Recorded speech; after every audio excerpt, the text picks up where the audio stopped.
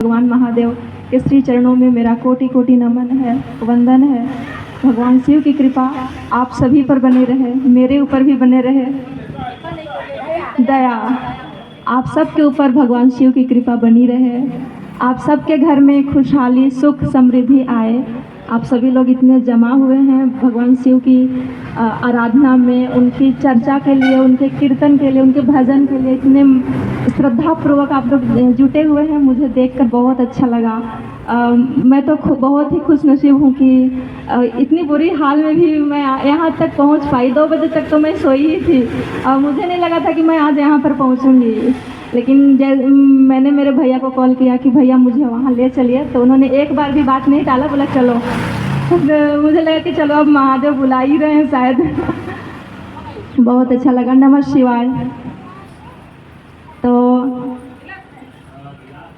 उनके बारे में क्या कहना, पालनहार हैं, हमारे पिता हैं, गुरु हैं। भला मैं उनके बारे में क्या कहूँ। मैं तो एक छोटा सा किसी खेत का ढेला हूँ। भला मैं उनकी महिमा का बखान मेरे मुंह से कैसे हो सकता है। जिनकी महिमा का बखान ब्रह्मा विष्णु तक भी नहीं कर पाए हैं, तो मैं फिर कैसे उनकी महिमा करूँ।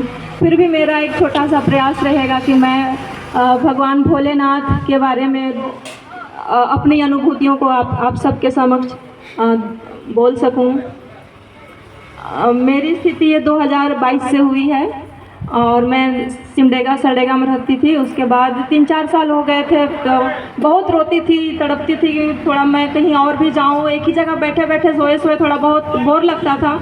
फिर भगवान ने एक दिन सुन लिया। फिर नानी बोली चलो 2-4 दिन के लिए वहीं रहना। फिर हम नानी घर कसडेगा आ गए, बगल में ही गांव है पतरा टोली, वहाँ हम चले आए। फिर उसके 1 सप्ताह बाद ही हमारे ही गांव में पतरा टोली में क्रिश्चियन लोगों का प्रोग्राम था।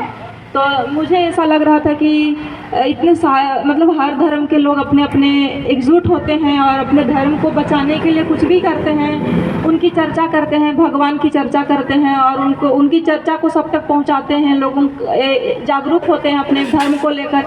फिर हमारे धर्म में ऐसा क्यों नहीं होता है भाई, हमारे यहाँ भी तो होना चाहिए। ऐसा हम सोच ही रहे थे कि मतलब 2-3 दिन बाद रविवार पड़ा और शिव चर्चा वाले लोग आए और मुझे लगा कि कुछ तो है। मेरी सोच मतलब इतनी बुरी नहीं थी। आई थी तो फिर मैं बोली कि मुझे भी यहीं पर बैठना है, मुझे भी भजन गाना है और मैं भी शिव चर्चा करूँगी, क्योंकि बचपन में मैं भी शिव चर्चा करती